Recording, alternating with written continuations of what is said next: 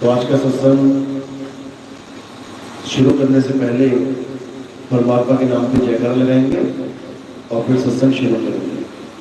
बोलिए परम पिता परमात्मा की, सदगुरु बंदी छोड़ कबीर साहिब की, सभी संतों की, सभी भक्तों की, सत्संग कराने वालों की, इनके माता पिता की, इनके बाल गोपाल की, आज के आनंद की, गांव नगर बस्ती की, सकल हंस को बंदगी साहेब बंदगी।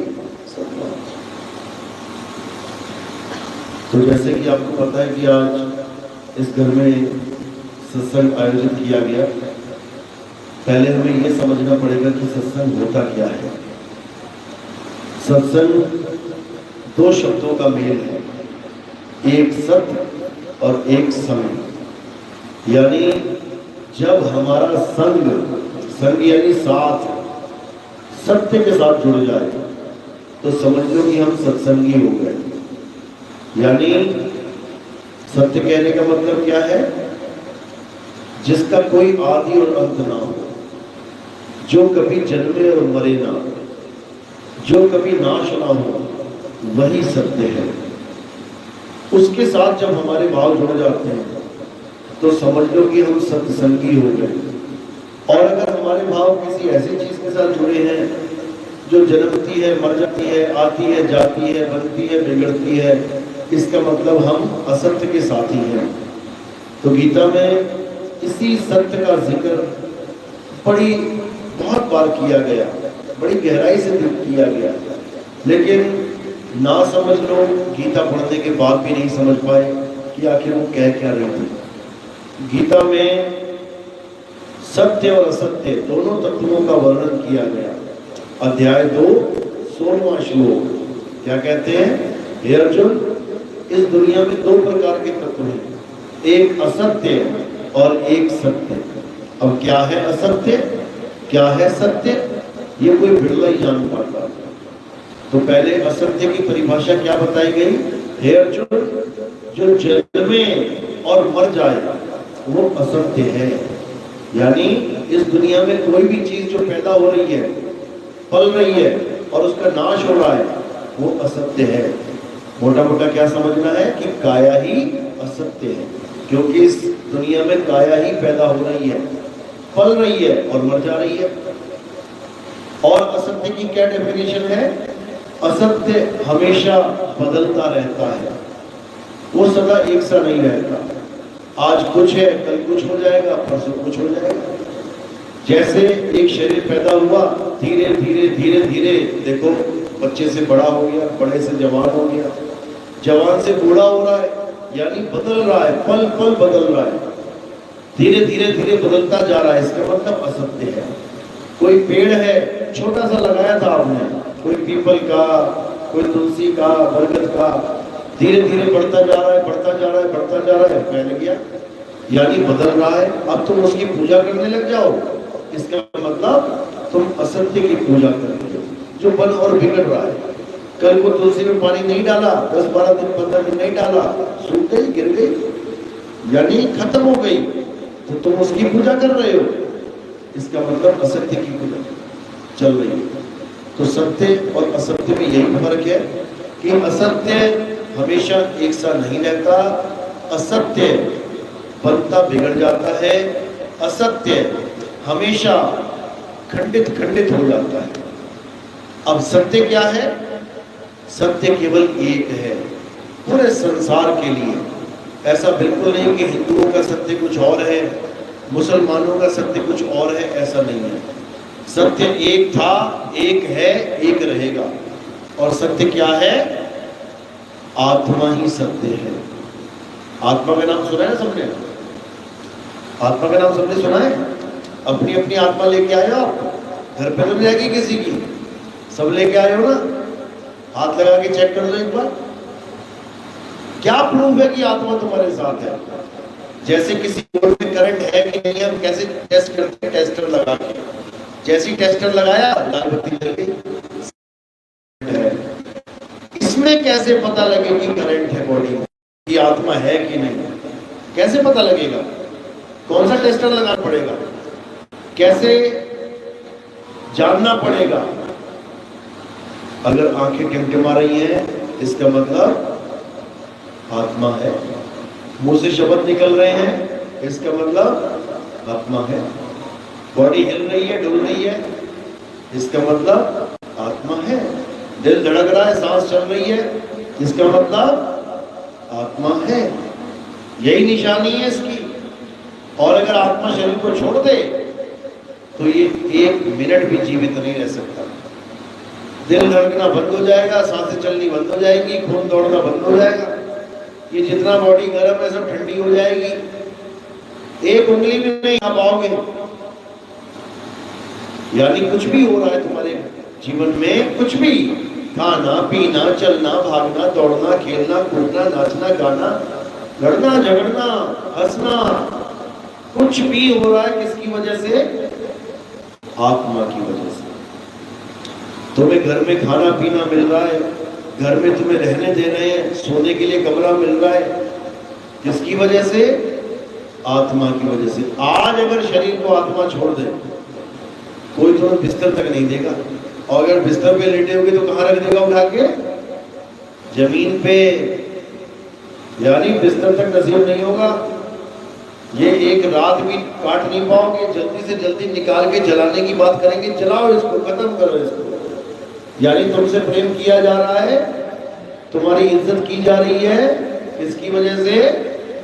आत्मा की वजह से। इसी आत्मा को संतों की भाषा में सत्य बोला जाता है। सत्य, भजन भी सुना होगा आपने, ईश्वर सत्य है, सत्य ही शिव है, शिव ही सुंदर है।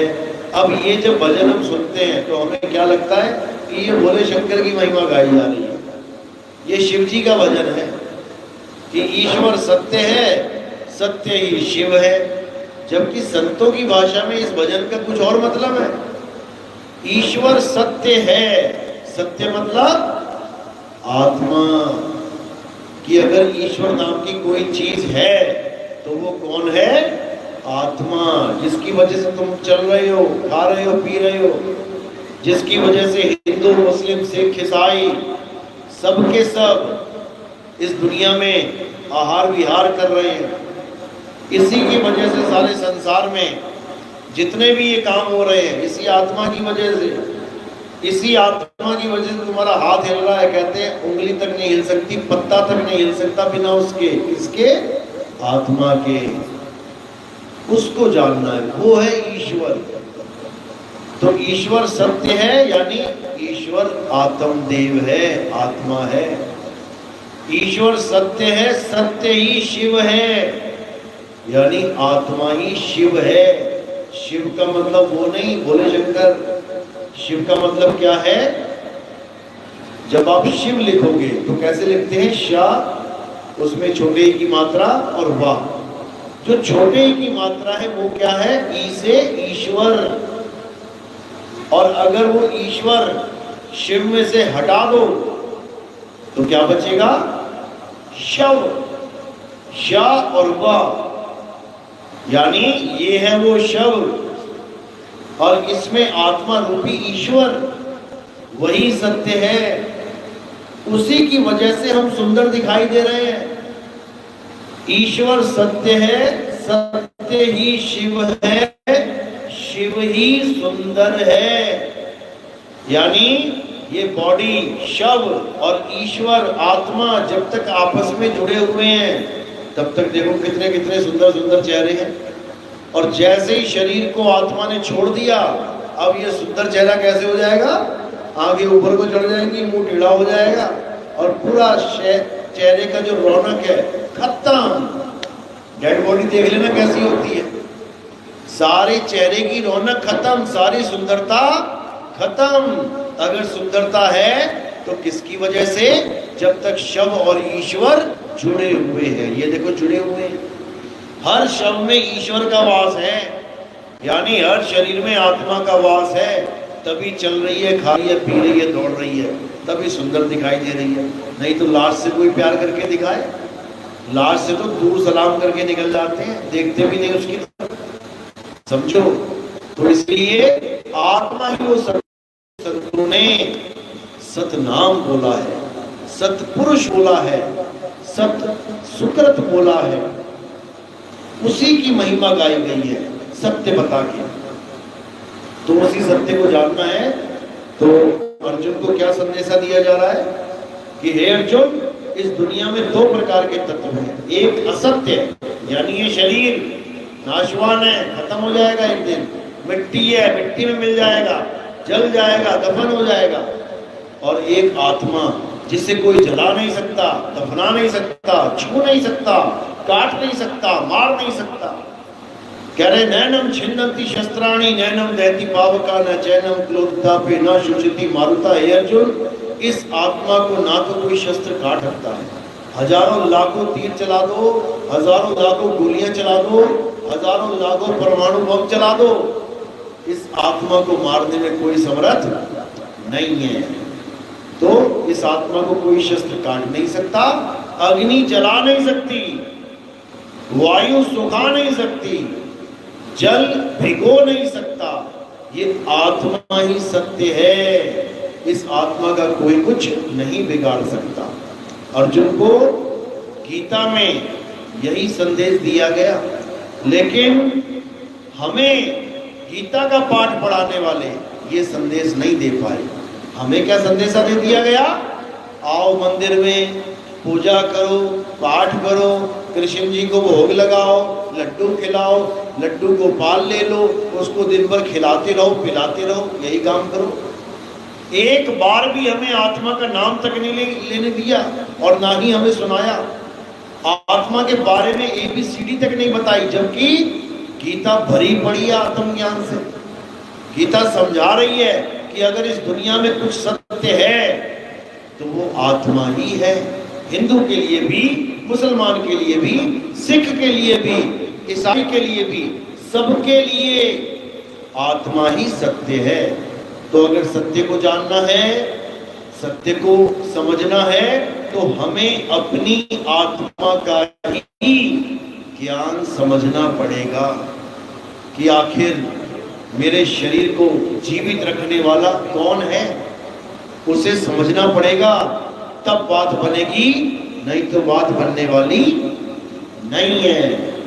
तो आत्मा के अलावा हमें और क्या पाठ पढ़ा दिया गया कि भगवान को चाहते हो तो नाम जपो, राम जी की पूजा करनी है, राम जी को पाना है तो राम राम जपो, कृष्ण जी को पाना है तो हरे कृष्ण जपो, हनुमान जी को पाना है तो हनुमान चालीसा पढ़ लो, शंकर जी को पाना है ओम नमः शिवाय जप लो, अल्लाह को पाना है अल्लाहु अल्लाहु कर लो, वाहिगुरु को पाना है वाहिगुरु वाहिगुरु कर लो, गॉड को पाना है गॉड गॉड कर लो। यही समझाया गया हमें। यानी हमें आत्मा से कोसों दूर कर दिया गया कि कोई गलती से भी आत्मा का जिक्र ना कर ले। और क्या बता दिया गया? ये नाम जप लो, सुबह से शाम नाम ही जपते रहो। ये बिल्कुल गलत ज्ञान है और ये पूरे विश्व में फैला हुआ है। ये पावन अक्षरी गलत ज्ञान पूरे संसार में फैला हुआ है। और जो असली ज्ञान है, सत्य ज्ञान, वो गुप्त है, आत्म ज्ञान गुप्त है। कोई भी संत आज ये नहीं बता रहा है कि तुम्हें तुम्हारी आत्मा का बोध कैसे हो जाए। सब नाम जपवाने में लगे हुए हैं। हमारे पास आ जाओ, नाम ले लो, हमसे 2 नाम ले लो, 5 नाम ले लो, 10 नाम ले लो। बस नाम की दुकान हर बाबा खोल के बैठा हुआ है और जहां आत्मा का जिक्र कर दो वहां पर कुछ भी पता नहीं है आत्मा के बारे में। अरे आत्मा की वजह से ही सारे नाम लिए जा रहे हैं। तुम राम राम बोल पा रहे हो किसकी वजह से? आत्मा की वजह से। तुम राधे राधे जप पा रहे हो किसकी वजह से? आत्मा की वजह से। तुम हरे कृष्णा ओम नमः शिवाय जप पा रहे हो किसकी वजह से? आत्मा की वजह से। अगर इस बॉडी में आत्मा ना हो, ना तो तुम बोल पाओगे राम, ना बोल पाओगे श्याम, ना बोल पाओगे अल्लाह वाहिगुरु गॉड, सब खत्म। सुबह उठ के मंदिर तक जा रहे हो किसकी वजह से? आत्मा की वजह से। मुल्ला जी मस्जिद तक जा रहा है किसकी वजह से? आत्मा की वजह से। सिख ईसाई अपने अपने मंदिर में जा रहे हैं, किसकी वजह से? आत्मा की वजह से। लेकिन आत्मा के बारे में कुछ नहीं जानते। सारे जयकारे आत्मा की वजह से लग रहे हैं। कोई कह रहा है जय श्री राम, कोई कह रहा है अल्लाहू अकबर, कोई कह रहा है सत श्री अकाल, कोई कह रहा है हालेलुया। किसकी वजह से? आत्मा की वजह से। और उस आत्मा का ही पता नहीं है क्या है। कृष्ण जी यही समझा रहे हैं, हे अर्जुन, असत्य का साथ तो सब दे देते हैं, लेकिन कोई बिरले हंस होते हैं जो सत्य की परख करते हैं, जो आत्मा को जान पाते हैं। तो उसके लिए क्या बोला गया?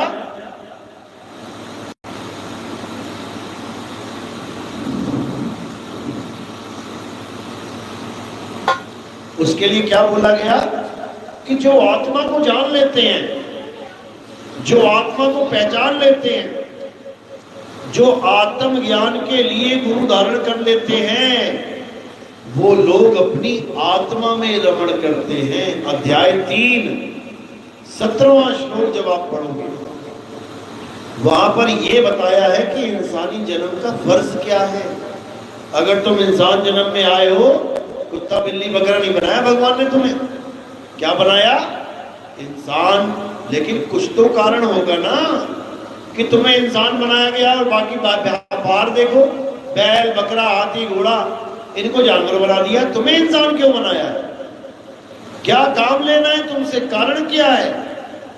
तुम्हारे जीवन का उद्देश्य क्या है? अध्याय 3 17वां श्लोक घोट के पी जाना। अगर जीवन में कुछ करना है तो, अगर परमात्मा के नाम पे कुछ करना है तो ये मंदिर मस्जिद गुरुद्वारे जाके बात नहीं बनेगी। क्या करना है? बिल्कुल स्पष्ट बता रखा है कृष्ण जी ने, कोई मिलावट नहीं है इसमें। केवल एक ही काम करना है। क्या करना है? हे अर्जुन, जो अपनी आत्मा में रमण करते हैं, जो अपनी आत्मा में तृप्त हैं, जो अपनी आत्मा में संतुष्ट हैं, उनके लिए कोई धार्मिक कर्म कर्तव्य लागू नहीं होता। उनको किसी मंदिर में जाने की जरूरत नहीं, उनको कोई राम राम राधे राधे अल्लाह अल्लाह वाहिगुरु वाहिगुरु करने की जरूरत नहीं, उनको किसी भी हवन यज्ञ पूजा पाठ में जाने की जरूरत नहीं, उनको कोई भी धार्मिक कर्म कर्तव्य करने की जरूरत नहीं। वो बिना कुछ किए परमात्मा को पालेंगे, बिना कुछ किए। एक बार भी माला नहीं फेरनी पड़ेगी जीवन में कि तुम एक बार भी माला फेरो, एक बार भी राम नहीं बोलना पड़ेगा। बिना राम बोले, बिना माला फेरे, बिना भगवान का नाम लिए तुम परमात्मा को प्राप्त कर लोगे। कब? जब तुम आत्मा में रमण करोगे। यही समझाया है, यही कबीर साहब कह रहे हैं, अरे माला फेरू ना हरि भजू, और मुख से कहूं ना राम, और मेरा हरि मुझे भजे, मैं पाऊं विश्राम। कहते जिस दिन तुम्हारे जीवन में सही गुरु आ गया, ये नाम जपाने वाले तो हजारों बैठे हैं, कहीं भी जाके नाम उठा के ले आओ, क्या देंगे तुम्हें? स्वर व्यंजन। पता स्वर व्यंजन क्या होता है? बचपन में पढ़े हो ना, स्वर व्यंजन। ये आ ई उ क्या है? ये स्वरीय व्यंजन है, स्वर हैं। और काखा गाघा चाचा जा टाटा डा, ये क्या है? व्यंजन। अब तुम किसी भी गुरु के पास चले जाओ पूरे संसार में, पूरे संसार की बात कर रहा हूं मैं, England America Germany Japan Italy France तक कहीं भी चले जाओ, भारत में कहीं घूम लो, तुम्हें क्या मिलेगा? भगवान का नाम जपने के लिए। अगर तुम हिंदू गुरु के पास चले गए, वो दे देगा बेटा राम राम जपो। अब राम क्या है? रा आका डंडा म, रा क्या है? स्वरीय व्यंजन, व्यंजन। आका डंडा लग गया, वो क्या है? स्वरीय व्यंजन, स्वर। मां लग गया, स्वरीय व्यंजन, व्यंजन। यानी व्यंजन स्वर व्यंजन, यानी र आ म। क्या लेके आ गए तुम वहां से? स्वर व्यंजन। अब मुसलमान गुरु है, उसने दे दिया अल्लाहू। अब जब वो अल्लाहू अल्लाहू अल्लाहू क्या है? स्वर व्यंजन। सिख गुरु ने दे दिया वाहे गुरु, वाहे गुरु क्या है? स्वर व्यंजन। ईसाई ने दे दिया हालेलुया, क्या है? स्वर व्यंजन। हर गुरु तुम्हें स्वर और व्यंजन ही दे रहा है, और तुम घर जाके उसको जपने में लगे हो। तो कबीर साहब मना कर रहे हैं, कह रहे स्वर व्यंजन का मेल नहीं है और बावन का ये खेल नहीं है। परमात्मा का नाम, परमात्मा का सच्चा नाम, ये स्वर व्यंजन का मेल नहीं है कि तुमने राम को पाना है तो राम राम राम राम कर लो, कृष्ण जी को पाना है तो हरे कृष्णा कर लो, अल्लाह को पाना है तो अल्लाह अल्लाह अल्लाह करने लग जाओ, वाहिगुरु को पाना है तो वाहिगुरु वाहिगुरु कर दे। ये काम नहीं है। परमात्मा का नाम क्या है? आत्मा है। उस आत्मा को जब तुम ध्याओगे, उस आत्मा को जब तुम जानोगे, तब जाके तुम्हें परमात्मा मिलेगा। इन नामों को जपने से नहीं। ये नाम किसने बनाए जो तुम जप रहे हो? किसने बनाए ये नाम? आदि मानव ने। आप देखो आदि मानव,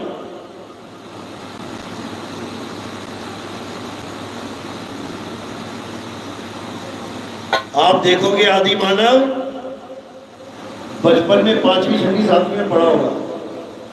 आदि मानव क्या था? आदि मानव इंसानों की तरह एक जानवर था, जो बाकी जानवरों की तरह जंगल में ही रहता था, बिना कपड़ों के रहता था, बिना मकान दुकान के, बिना खेत खलिहान के, बिल्कुल जानवरों की तरह था, इंसान जैसा। आदि मानव पूरे विश्व में रहता था, ये नहीं केवल भारत में था, पूरी दुनिया में। जैसे आज बंदर, ये नहीं कि भारत में है, सारी दुनिया में है। कुत्ते सारी दुनिया में है, शेर चीते सारी दुनिया में है, घड़ियाल मगरमच्छ सारी दुनिया में, मछलियां सारी दुनिया में। ऐसे आदि मानव भी सारी दुनिया में था। तो उस आदि मानव ने क्या किया? सबसे पहले आदि मानव ने आग की खोज की। पत्थर से पत्थर टकराया, आग पैदा हो गया। अब आग पैदा तो हो गई, लेकिन आदि मानव को ये नहीं पता था कि इसका नाम क्या रखूं, इसको बोलूं क्या। आग तो पैदा हो गई, लेकिन उसका कभी नाम नहीं जान पाया। क्यों? क्योंकि अक्षरों की खोज ही नहीं की थी। जानवरों की तरह बोलता था, इशारों में। धीरे धीरे धीरे धीरे आदि मानव की बुद्धि विकसित होने लगी। धीरे धीरे उसने हथियार बनाने शुरू किए।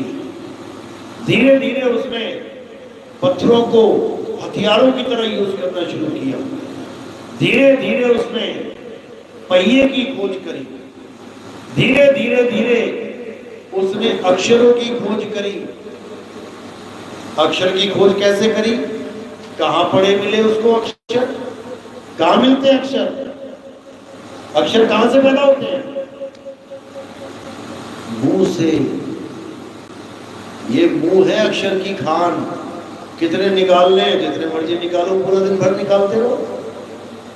लेकिन आदि मानव ने कितने अक्षर निकाले मुंह से? जो हिंदुस्तान में आदि मानव थे, उन्होंने कितने अक्षर निकाले? 52 अक्षर। संस्कृत भाषा में, हिंदी भाषा में कितने अक्षर हैं? 52 अक्षर। अ आ ई उ का खा गा चा चा जा, ये सारे अक्षर निकाल दिए। जो अंग्रेज आदि मानव था इंग्लैंड में, अमेरिका में, उसने कितने अक्षर पैदा किए? 26 अक्षर। ABCDEFGHIJKLMNOP, यानी हमारे वालों ने 52 अक्षर पैदा कर दिए, और आदि मानव जो अंग्रेज थे वो केवल 26 अक्षर पैदा कर पाए। हमसे केवल आधे अक्षर पैदा कर पाया वो। अब क्या हुआ आगे? जो भी आदि मानव को कोई चीज दिखाई दी उसने उसका नाम रखना शुरू कर दिया। हमारे वाले ने रखा पेड़, अंग्रेजी आदि मानव ने रख दिया ट्री। हमारे वाले ने रखा सूर्य चांद सितारे, उसने रख दिया सन मून एंड स्टार। हमारे वाले ने रख दिया धरती, उसने रख दिया अर्थ। हमारे वाले ने रख दिया हवा पानी, उसने रख दिया एयर वाटर। हमारे वाले ने रख दिया आग, उसने रख दिया फायर। ऐसे ही अलग अलग अलग हर प्रकार की वस्तुओं के हमारे वालों ने भी नाम रख दिया।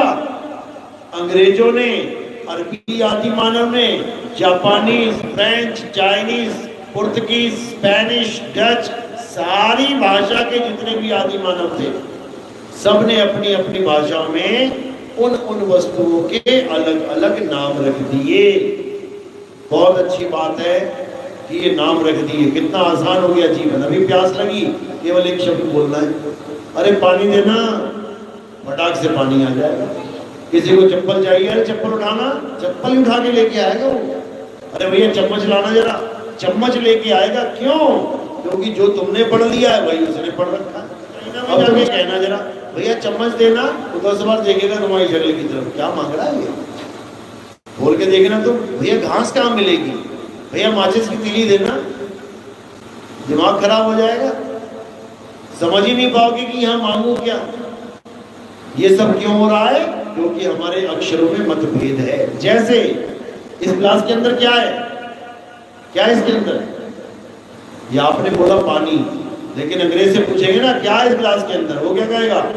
वाटर। इसी प्रकार जल, वाटर, नीर, तोय, पानी, ये पांचों नाम किसके हैं?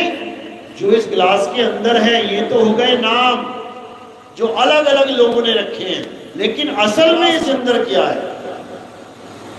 क्या है इस क्लास के अंदर? असल में क्या है?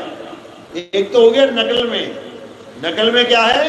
जल, वाटर, नीर, तोय, पानी, ये तो नकली नाम है, नकली। असली में क्या चीज है अंदर?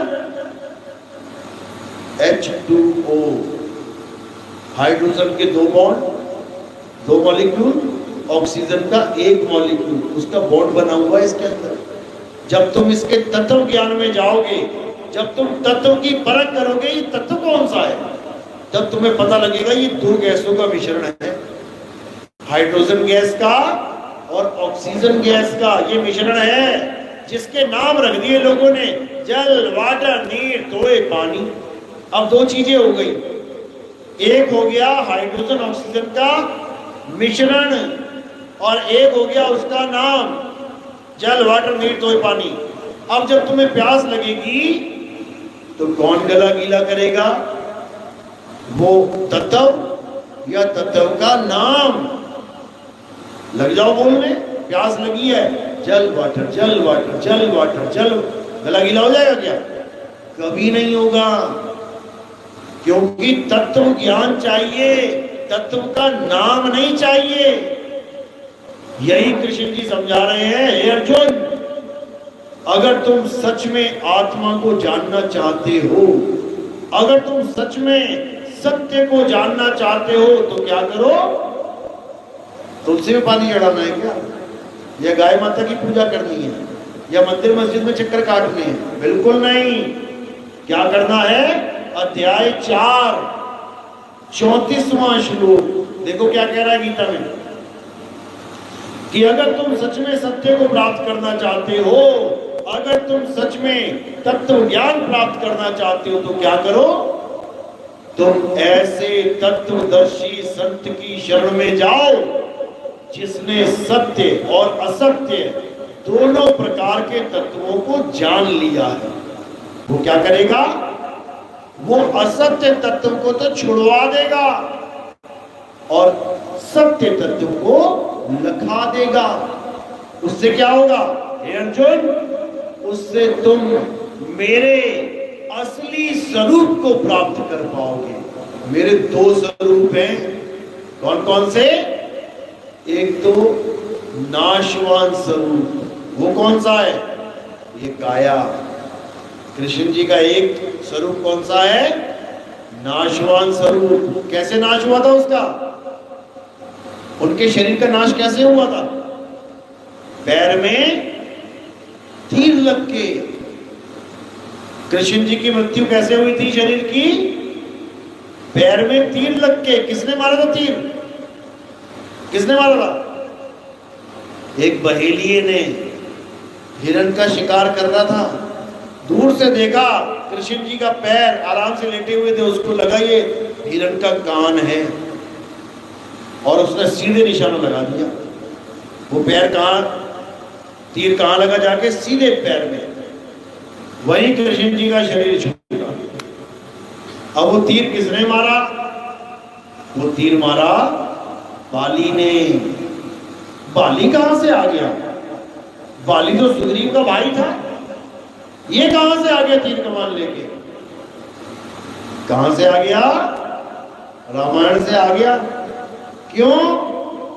क्योंकि राम जी ने बाली को मर्यादा भंग करके, क्षत्रिय मर्यादा भंग करके, छुप के निहत्थे को तीर मारा था।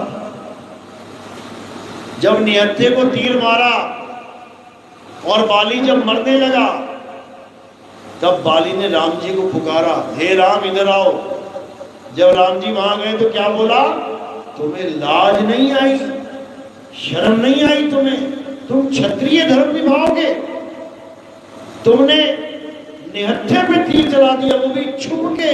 सामने आके लड़ते राम। क्यों नहीं आए राम सामने? पता है, बाली के सामने जो भी आ जाता था उसका आधा जोर, आधी ताकत बाली के पास चली जाती थी, और बाली उसको खूब अच्छे से मार मार के हराता था।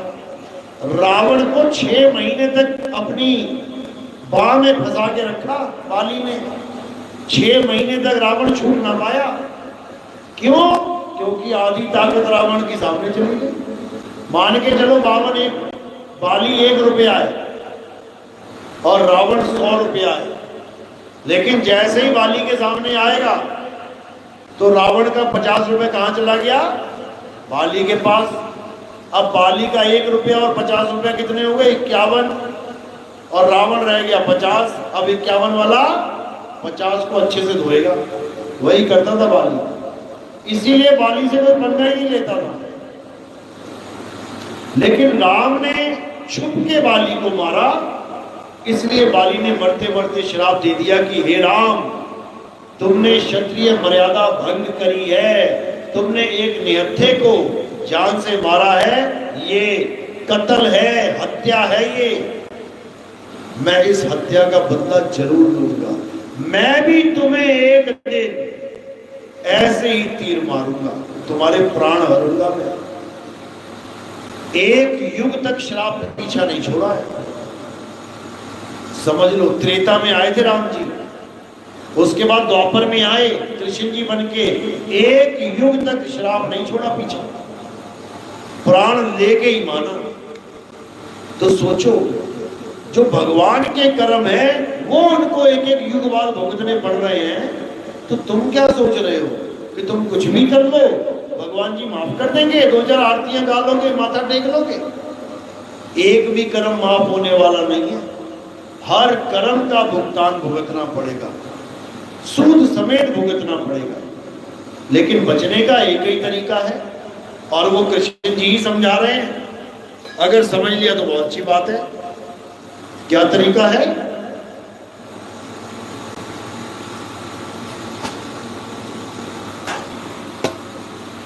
क्या तरीका है? अपनी आत्मा को जानो। जैसे ही तुमने अपनी आत्मा को जान लिया, तुम्हें उसी वक्त बोध हो जाएगा कि इस संसार में जितने भी कर्म हम कर रहे हैं, ये हम नहीं कर रहे हैं। कौन कर रहा है? ये मन, माया, 5 तत्व, 25 प्रकृति, 3 गुण, यानी ये काया, ये मन और माया, ये सब मिलके कर्म कर रहे हैं और बेवकूफ हमें बना रखा है। मूर्ख हमें बना रखा है कि तुम कर रहे हो, तुम कर रहे हो, तुमने किया, तुमने किया। ये कटोरी किसने उठाई?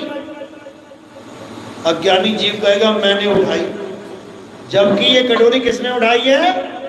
हाथ ने। किसके कहने पे उठाई है? मन के कहने पे। यानी सारे कर्म कौन कर रहा है? ये काया ही कर रही है, ये मन के द्वारा कर रही है, इंद्रियों के द्वारा कर रही है। लेकिन हम सोच रहे हैं कि कार्य हम कर रहे हैं, इसलिए भुगतान भी हमें भुगतने पड़ रहे हैं। तो बिल्कुल स्पष्ट गीता में ज्ञान है कि अगर कोई अपनी आत्मा को जान ले कि वो क्या है, तो वो आत्मा ही हो जाता है। और हे अर्जुन, आत्मा कभी कोई कार्य नहीं करती, आत्मा अकर्ता है। तुमने आज तक एक भी काम नहीं किया इस दुनिया में, तुम केवल दृष्टा हो, देख सकते हो, देखो देख रहे हो। लेकिन अगर कोई काम करना है तो कौन करेगा? हाथ पैर। समझो, तो यही जाल जो बुना जा चुका है तुम्हारे लिए, इसी जाल को तोड़ना है। कैसे तोड़ेंगे? आत्मज्ञान के द्वारा। जैसे ही तुम्हें आत्मज्ञान प्राप्त होगा, जन्मों जन्मों के कर्म ऐसे छूमंतर हो जाएंगे कि थे ही नहीं। जैसे सपने में तुमने 1000 लोगों को गोली मार दी, लाइन में खड़े करके 1000 लोग मार दिए तुमने सपने में। लेकिन सपने में 1000 लोगों को मारना, समझो बात को, बहुत बड़ी बात है। सपने में तुम्हें फांसी होने वाली है क्योंकि तुमने 1000 लोगों को मार दिया। सबने तुम्हें दोषी ठहरा दिया, तुम खुद मानते हो कि हाँ मैंने मारा, मैंने मारा। और जैसे ही फांसी होने वाली थी, वैसे ही सपना टूट गया, तुम जग गए। अब क्या तुम अपने आप को दोषी मानोगे कि मैंने 1000 कत्ल किए हैं? मानोगे क्या? क्यों नहीं मानोगे? क्योंकि वो एक सपना था। लेकिन सपने में सपना नहीं था, सपने में वो असलियत थी। सपने में शेर आ जाता है जब, तो क्या सोचते हो? अरे तो सपने वाला शेर है, ये कौन सा असली है? अच्छा, आगे आगे भागते हो। शेर पीछे पीछे भागता है, जान बचाने के लाले पड़ जाते हैं। सपने में सांप आता है, डर के मारे भागते हो, रे भाई सांप आ गया। एक बार भी नहीं कहते नहीं नहीं ये तो नकली है, सपने वाला है ये तो, क्योंकि तुम्हें खुद नहीं पता होता मैं सपने में हूं।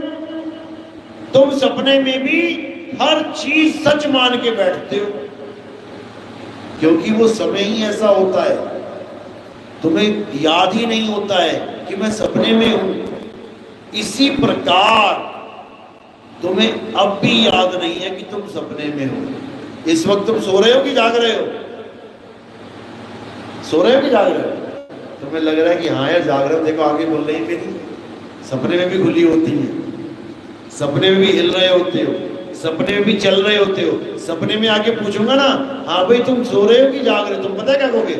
जाग रहा हूं, मैं सो थोड़ी ना हूं। इसी प्रकार जैसे सपने में तुम नहीं समझ पा रहे हो कि मैं जाग रहा हूं या सो रहा हूं, इसी प्रकार तुम यहां नहीं समझ पा रहे हो कि तुम जाग रहे हो कि सो रहे हो। इस वक्त भी तुम सपने में हो। ये सपना देख रहे हो तुम, ये सपने में सत्संग चल रहा है। तुम्हें लगेगा नहीं ऐसा तो नहीं हो सकता, ऐसा कैसे हो सकता? ये मम्मी सपने में है क्या मेरी? ये मैं सपने में हूं क्या? सपने में ही हो। और ये ऐसा खतरनाक सपना है कि इसी सपने में सारे कर्म भी कर रहे हो और उनका फल भी भुगतान कर रहे हो। समझ लो, जैसे सपने में तुमने 1000, उस वक्त तुम सपना देख रहे थे, मार नहीं रहे थे किसी को, केवल देख रहे थे। और जो तुम्हें दिखाया जा रहा था तुम उसको हाँ जी कर रहे थे। हाँ हाँ शेर है, हाँ चीता है, हाँ सांप है, भागो। यानी सोच समझ की शक्ति खत्म। जो दिख रहा है उसी को सत्य मान रहे हो। इसी प्रकार अभी भी जो दिख रहा है उसे सत्य मान बैठे हो, जबकि ये भी सपना है। बस फर्क क्या है, ये दिन का सपना है, वो रात का सपना है। ये स्थूल शरीर का सपना है, वो सूक्ष्म शरीर का सपना है। बस इतना सा फर्क है। ये सपना जहां टूटता है वहीं से जुड़ जाता है, वो सपना जहां टूटता है वहां से नहीं जुड़ता, अगला कुछ और आएगा। इसलिए हम उसको नकली और इसको असली मान बैठते हैं। उस सपने में लॉटरी लगी, 1 करोड़ रुपया मिल गया, सपना टूटते ही 1 करोड़ भी चला जाएगा, इसलिए झूठ लगता है। इस सपने में 1 करोड़ की लॉटरी लगी, पैसा घर में लाए, सो गए, जब उठे तो पैसा घर में ही था, इसलिए सत्य लगता है। बड़ी तगड़ी गेम है माया की, लेकिन असल में ये दोनों ही झूठ है। एक बार राजा जनक, जिसको देखते ही सब जी हजूर महाराज की जय हो, महाराज की जय हो करते थे, एक दिन वो सो रहा था रात में, उसने देखा कि 4 लोग आए और उसको पकड़ के फांसी पे चढ़ाने लगे। जब फांसी पे चढ़ाने लगे तो राजा जनक थर्रा गया, कांप गया, डर गया बुरी तरह से और एकदम जगा।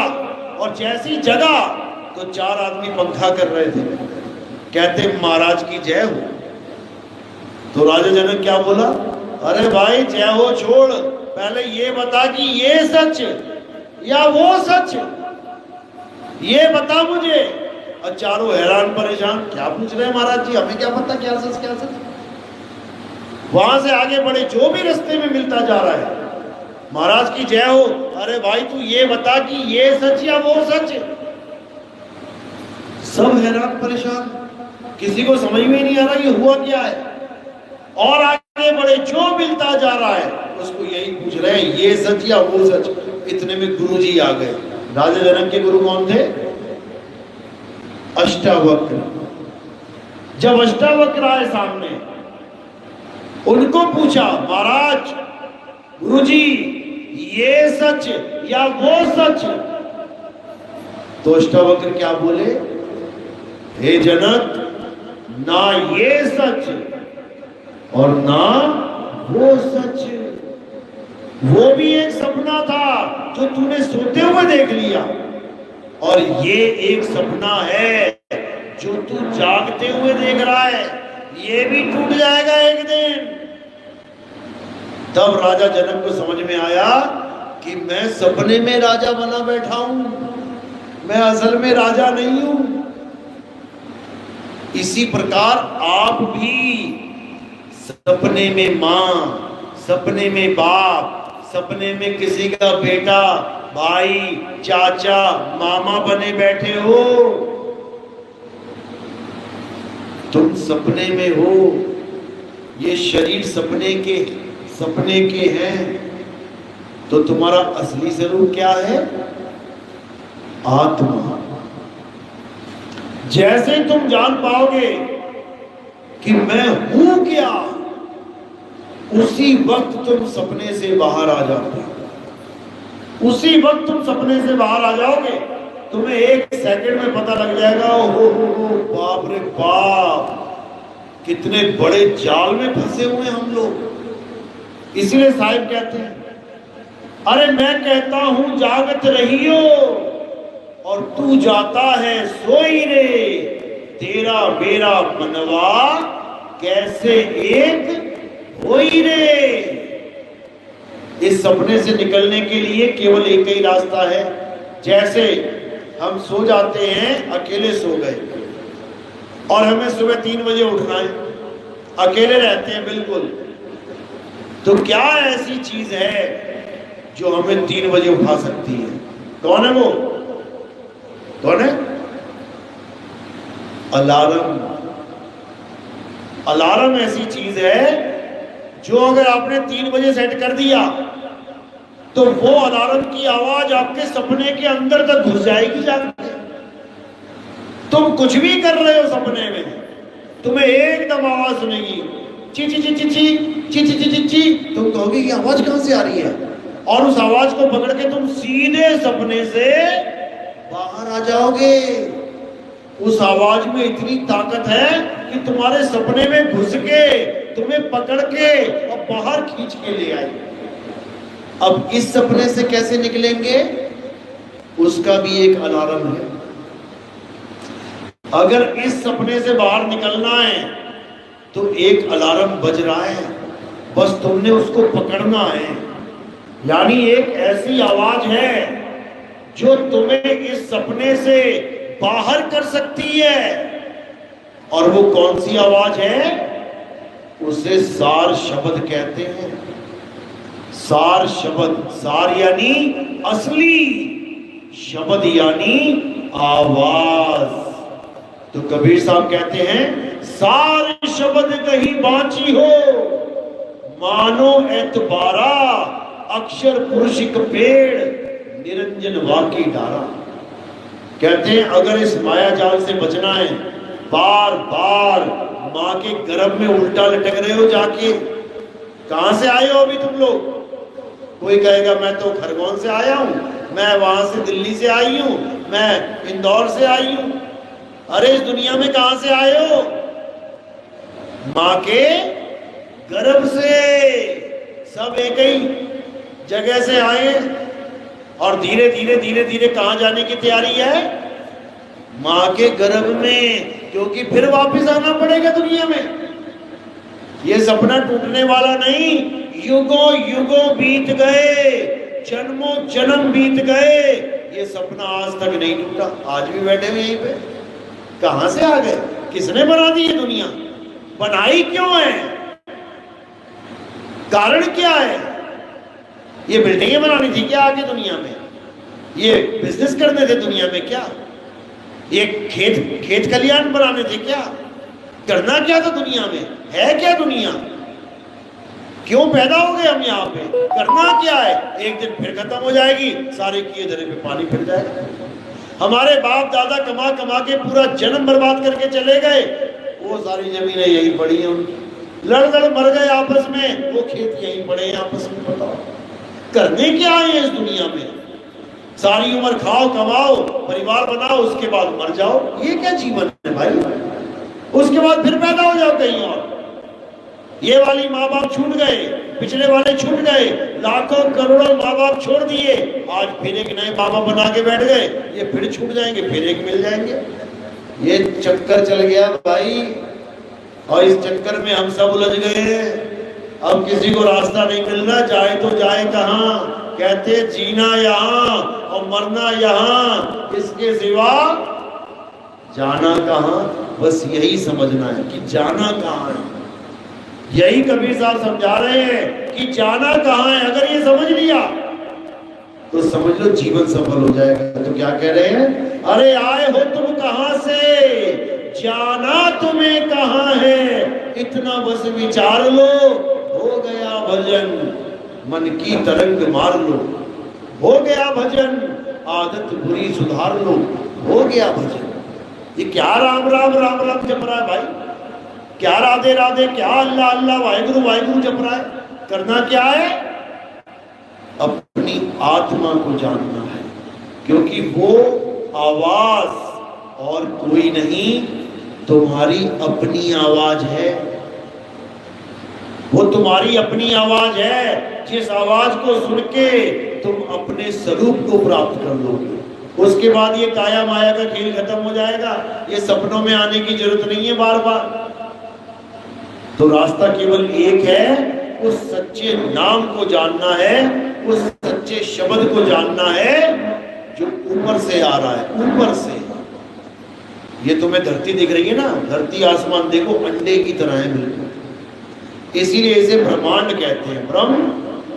ब्रह्म के द्वारा बनाया गया अंडा। इसी अंडे में हम सब पैदा हो रहे हैं, मर रहे हैं, पैदा हो रहे हैं, मर रहे हैं। इसीलिए इसका नाम रखा है ब्रह्मांड। अब इस ब्रह्मांड से निकलने के लिए एक ही रास्ता है। क्या है? पार ब्रह्म की शरण में जाने का। ब्रह्म ने बना दिया अंड, अब उससे कौन बचाएगा? पार ब्रह्म। तो नानक साहब क्या बोल रहे हैं? कह रहे ताती वाव न ला गई, पार ब्रह्म शरणाई। जो परमपिता परमात्मा यानी पार ब्रह्म की शरण में आ जाते हैं उनको ताती वाव यानी गर्म हवा नहीं लगती। कौन सी गर्म हवा? ये माँ के गर्भ में जो चल रही है, इतनी गर्म है कि हालत खराब कर देती है गर्भ जून में।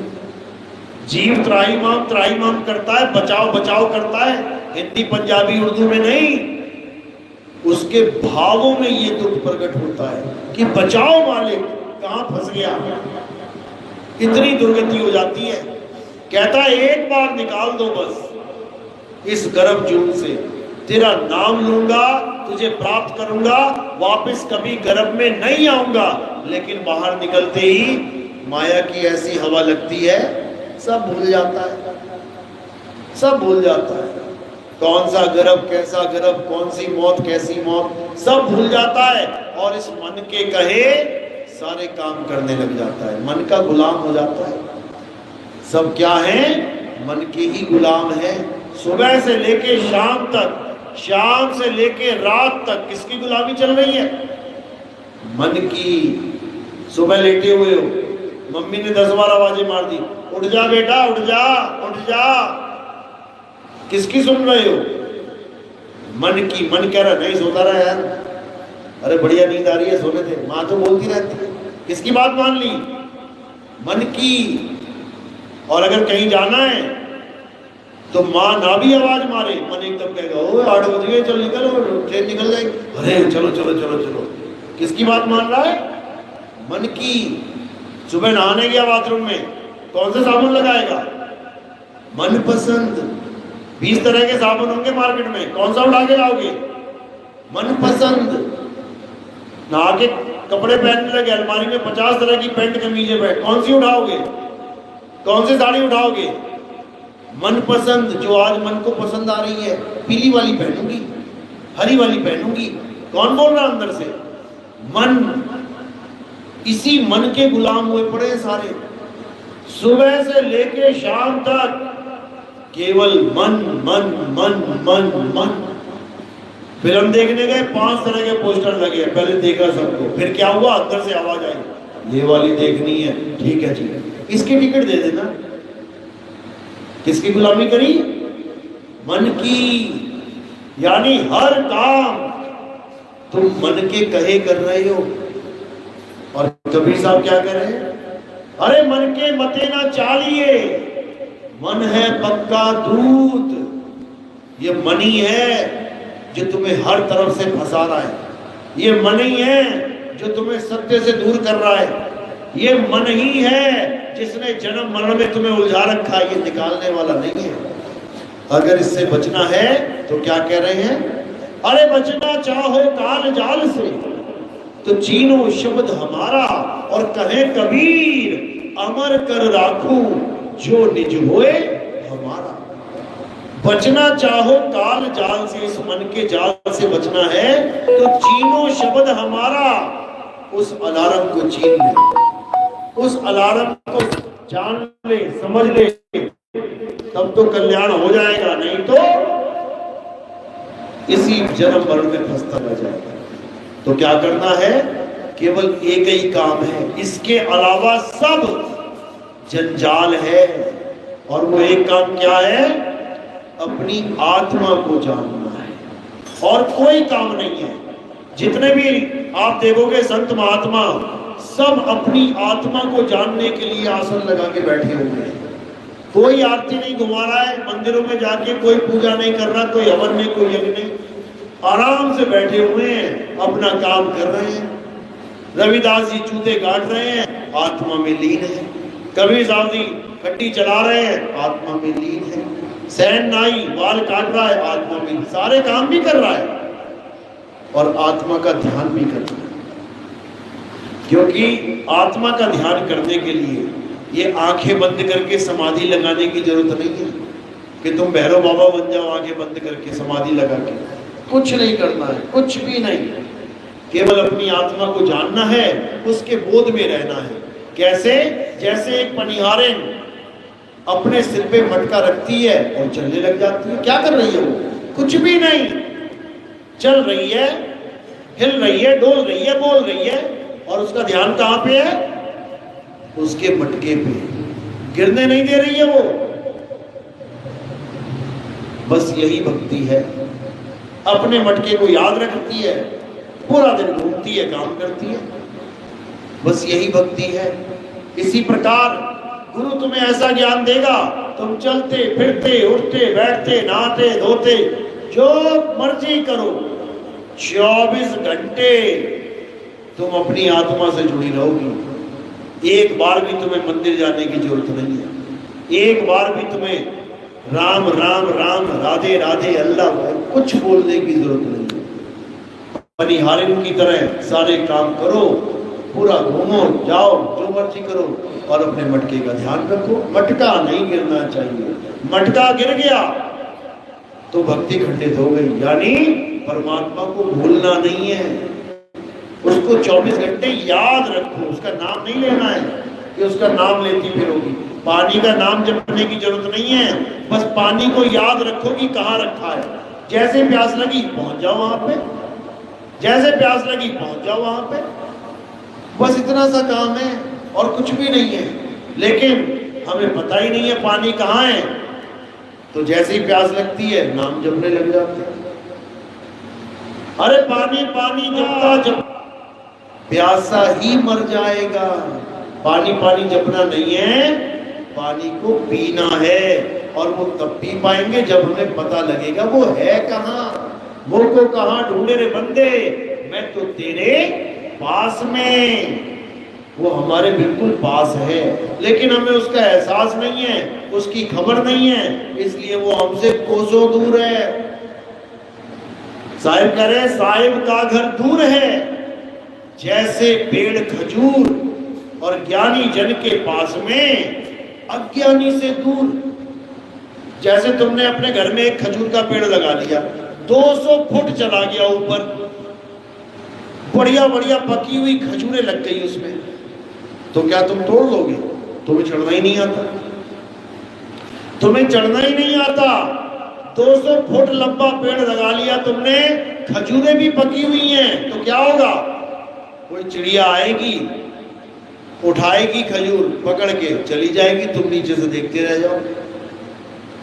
तुम्हारे घर में ही खजूर है, लेकिन फिर भी तुमसे दूर है। अब करना क्या है? केवल तुमने खजूर पे चढ़ना सीखना है। साहिब का घर दूर है जैसे पेड़ खजूर, और ज्ञानी जन के पास में, ज्ञानी यानी जिसको चढ़ने का ज्ञान है, ज्ञानी जन के पास में, और अज्ञानी से दूर। जिसको चढ़ना आ गया खजूर पे, उसके तो घर में ही खजूर लगा हुआ है, वो तो फटाक से जाएगा, तोड़ के खजूर ले आएगा। और जिसको ज्ञान ही नहीं है चढ़ने का, तो उसके आंगन में लगा हुआ भी उससे दूर है। इसी प्रकार वो परमात्मा हमारे बिल्कुल पास है। ये बॉडी चली उसी से रही है। ये करंट की वजह से पंखा चल रहा है, तो पंखे से करंट कितनी दूर है? 1 किलोमीटर, 2 किलोमीटर, पास में है, बिल्कुल तभी तो चल रहा है। और जब करंट चला गया, मानो 50 किलोमीटर दूर थर्मल प्लांट है, करंट चला गया, अब कितनी दूर है करंट? 50 किलोमीटर दूर हो गया, क्योंकि थर्मल प्लांट से करंट आ रहा था, अब वो चला गया वापस। 50 किलोमीटर दूर थर्मल प्लांट है, तो करंट कितनी दूर हो गया? 50 किलोमीटर दूर। और जैसी बिजली आ गई, अब कितनी दूर है? पास में है। इसी प्रकार परमात्मा हमारे पास है, लेकिन हमें कोई गुरु नहीं मिला, इसलिए हम कहाँ भाग रहे हैं? कोई बनारस भाग रहा है, कोई अयोध्या भाग रहा है, कोई ऋषिकेश भाग रहा है, कोई केदारनाथ भाग रहा है, कोई बद्रीनाथ भाग रहा है, कोई द्वारिका भाग रहा है, कोई पुरी भाग रहा है, कोई कन्याकुमारी भाग रहा है। सब भागते ही जा रहे हैं। जबकि परमात्मा उसके बिल्कुल पास है। तो कैसे पता लगेगा? जब उसके जीवन में भेदी सतगुरु आएगा। भेदी सतगुरु क्या करता है? भेदी सतगुरु तुम्हारे जीवन में जितने भी नाम है सब छुड़वा देता है। हिंदू है तो राम राम छोड़ दे जपना, मुसलमान है तो अल्लाह अल्लाह छोड़ दे जपना, सिख है तो वाहिगुरु वाहिगुरु छोड़ दे जपना, ईसाई है तो हालेलुया हालेलुया करना बंद कर दे। फिर करे क्या? अपनी आत्मा को जानना है, क्योंकि उसी आत्मा में उसका राम छुपा है। इसीलिए आत्मा को लोग क्या कहते हैं? आत्म राम। आत्म राम यानी तुम्हारा राम तुम्हारी आत्मा में विराजमान है, लेकिन तुम्हें आत्मा का ज्ञान ही नहीं पता, तो कैसे ढूंढोगे उसे? इसीलिए आत्म ज्ञानी गुरु धारण करना है। वो तुम्हें सारे अक्षरों से परे कर देगा, कोई नाम नहीं जपवाएगा, सब छुड़वा देगा। सारे नाम छोड़ दो और क्या करो? अपनी आत्मा में रमण करो और कुछ नहीं करना। तो कह रहे हैं सोई गुरु पूरा कहावे जो दो अक्षर का भेद बतावे, एक छुड़ावे एक लखावे, तब प्राणी निज घर को जावे। तो वेदी सतगुरु क्या करेगा? एक नाम तो छुड़वा देगा। कौन से? स्वर व्यंजन वाले। राम राम राम राम, अल्लाह अल्लाह अल्लाह, वाहिगुरु वाहिगुरु, ओम ओम, कलिंग कलिंग, ज्योतिरंजन, ओंकार आरंकार, सुवंग सतनाम, सारे नाम, सुवंग सुवंग सुवंग, सारे नाम, ये श्वासों का अजपा जाप सारा कुछ छुड़वा देगा। ये जीभ में गला, जब देखोगे जीभ गले में लगा देंगे उल्टी करके, छुड़वा देगा। आंख बंद करके त्रिपुटी में ध्यान लगवाएंगे, ज्योत के दर्शन करवाएंगे, छुड़वा देगा। कान बंद करके अनंतनाथ सुनेंगे, छुड़वा देगा। सब कुछ छुड़वा देगा। और क्या बताएगा? एक छुड़ाए एक लखाए। तुम्हें तुम्हारी आत्मा का ज्ञान लखाएगा कि आत्मा क्या है, कहाँ है, कैसे मिलेगी। तब जाकर तुम आत्मा को प्राप्त करोगे, तब तुम्हें परमात्मा गति मिल पाएगी, यानी तुम परमात्मा ही हो जाओगे। कोई अलग से परमात्मा नहीं आएगा। फिर जो तू सो हम, इस अवस्था को प्राप्त करोगे तब कल्याण होगा। तो पहली बार में जल्दी समझ में नहीं आता क्या क्या बोल दिया मैंने। आधोगे तो मुंह के ऊपर से, सिर के ऊपर से जा रही होगी बात। क्यों? क्योंकि मंदिर मस्जिद गुरुद्वारे से कभी फुर्सत ही नहीं मिली। हमें तो इतना ही बताया था, जय अम्बे गौरी, ओ मैया जय अम्बे गौरी। इससे आगे तो कुछ पता ही नहीं। बस अम्बे गौरी करो, अगरबत्ती लगाओ, जल चढ़ाओ, भोग लगाओ, घर को आओ। ये क्या बातें चल रही है यहाँ पे? ये क्या हो रहा है यहाँ पे? ये सत्संग है, ये सत्य का संग है। एक बार में समझ में नहीं आता। इसके लिए क्या करना है आपने? हमारे सत्संग YouTube चैनल पे आते हैं, क्या लिखना है आपने? कहत कबीर सुनो भाई साधो नितिन दास। जब आप ये लिखेंगे तो मेरी फोटो दो चैनल पे बनी होगी, दोनों सामने आ जाएंगे आपके। आपने दोनों को सब्सक्राइब कर देना है। क्यों? उससे आपको सत्संग ढूंढने में आसानी हो जाएगी। कोई भी नया लाइव आएगा, मेरा कोई भी सत्संग आएगा, आपके मोबाइल पे आ जाएगा। या फिर आप लिखेंगे नितिन दास के सत्संग, तो आपको सैकड़ों चैनल मिल जाएंगे। मेरे नाम पे लोगों ने बना रखे हैं, सत्संग डालते रहते हैं, आगे से आगे ज्ञान प्रचार करते रहते हैं। तो आप धीरे धीरे धीरे सुनना शुरू करना। उसके बाद आपको समझ में आने लग जाएगा कि ये 1 घंटा मैंने क्या बोला है। अभी तो नहीं समझ में आया होगा कि क्या बोलते रहे 1 घंटे तक। मजबूरी थी, बैठना अच्छा नहीं लगता, सब बैठे, मैं उठ के चली जाऊं, सुन रही हूं। लेकिन समझोगी भी कब? जब लगातार सुनोगी। जब लगातार सुनोगी, सुनती रहोगी, सुनती ही चली जाओगी, तो सारे पत्थर, सारे मंदिर, सारी मस्जिद, गुरुद्वारे, चर्च फीके लगने लग जाएंगे। कैसे? जैसे चाय पी रही हो तुम, बड़ी मीठी मीठी वाली, बहुत बढ़िया शक्कर डाल के, एकदम खड़ा। पता है ना खड़ा चम्मच क्या होता है? खूब शक्कर डाल देना, उसमें बड़ा मजा आ रहा है आपको पीने में।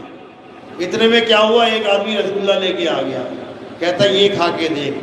अब जैसे ही तुमने रसगुल्ला खाया, उसके बाद जब तुमने चाय पी तो कितनी मीठी लगेगी? ऐसे लगेगा फीका पानी पी रही हो गरम गरम। सारी मिठास चाय की छूमंतर। इसी प्रकार जब तुम पत्थरों को पूज रहे हो, मंदिरों में जा रहे हो, आरती हवन यज्ञ कर रहे हो, ये तुम चाय पी रहे हो मीठी वाली। और जब तुम्हारे जीवन में आत्मज्ञान आ जाएगा तो समझ लो कि रसगुल्ला आ जाएगा तुम्हारे मुंह के अंदर। और एक बार तुम्हें आत्मज्ञान समझ में आने लग गया, उसके बाद तुम्हें पत्थर ज्ञान समझ में नहीं आएगा। समझ लो, पत्थर ज्ञान क्यों बोला मैंने? क्योंकि हमें पत्थरों को भगवान बनाकर पुजवा दिया गया। ये षड्यंत्र है, बहुत बड़ा षड्यंत्र है। किस बात का षड्यंत्र है? ताकि तुम आत्मा को ना जान पाओ। पूरा जन्म बीत गया तुम्हारा, 60 साल के हो गए तुम, अब कितने साल जियोगे? कोई 4, कोई 5, कोई 6, हद कोई ज्यादा से ज्यादा 70, 75, 80 इतने में निकल लेती है, टिकट कट जाती है। 70, 60 साल हो गए बिना आत्मा को जाने। और हमारा जो धर्म है वो टिकाई आत्मा पे है। कौन सा धर्म है हमारा? हिंदू धर्म है। कौन कौन हिंदू धर्म में हाथ खड़ा करना जरा? हिंदू कौन कौन है? अरे भाई इतना शर्माना है?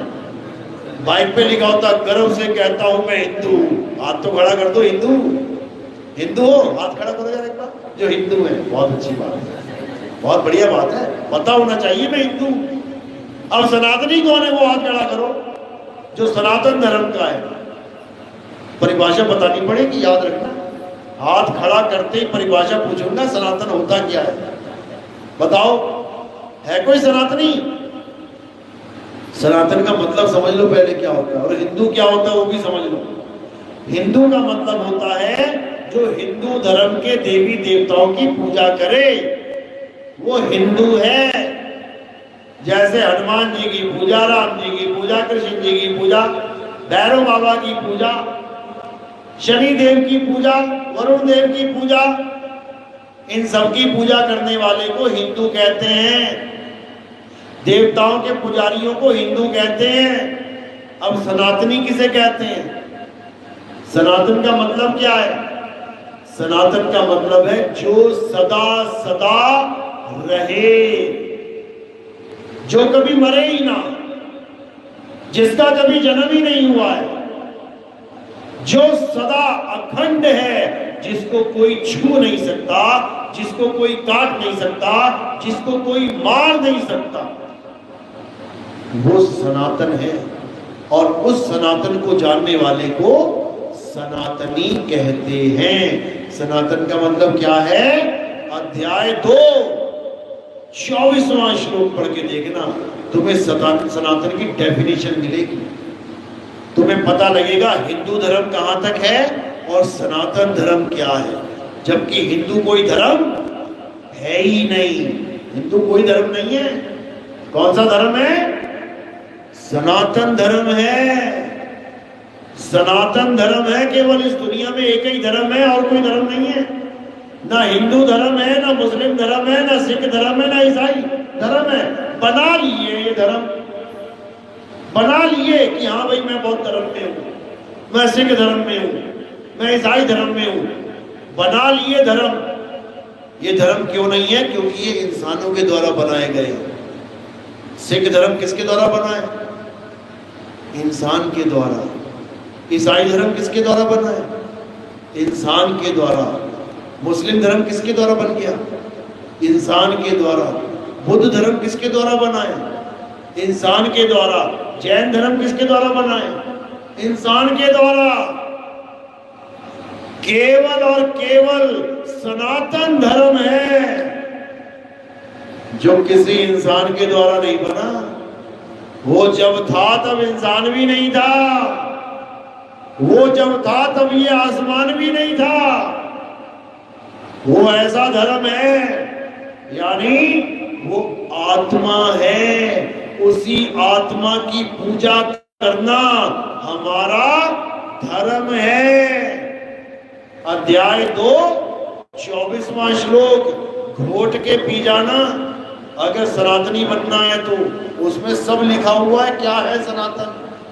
ये आत्मा ही सत्य सनातन है। और जो आत्मा की पूजा करता है, जो आत्म ज्ञान को प्राप्त करता है, जो अपनी आत्मा के दर्शन करता है, वही सनातनी है। उसके अलावा सब अधूरा काम है। चलो, तो आज का सत्संग यही समाप्त करते हैं। उम्मीद है थोड़ी बहुत ही बात समझ में आई होगी।